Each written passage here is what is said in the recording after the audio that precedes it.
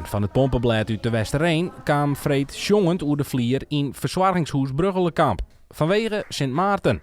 Voor de bewoners wie het een grote verrassing. Ja, super. Mooi. Bandjes. Heerlijk om te zien.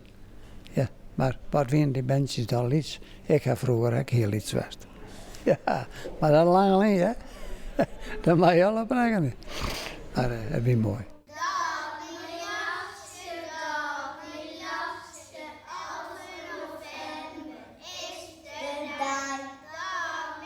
Voor de band zelfs wie het inzongen van Sint Maarten ook een goede oefening voor de vrete joen. Verder, die zocht er in elk geval naar uit. Omdat ik dan al je snoepjes kreeg. En wanneer is die opeten? Morgen. Morgen pas, dus joen net stiekem al een peer? Nee. Dit doen we eerst de gewone.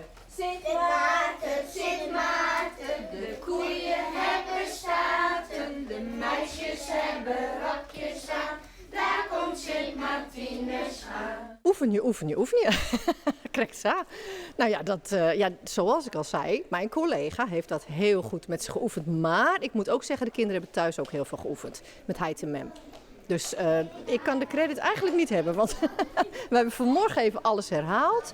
Het gaat hartstikke goed, maar de credit gaat naar de ouders en naar juf Anne.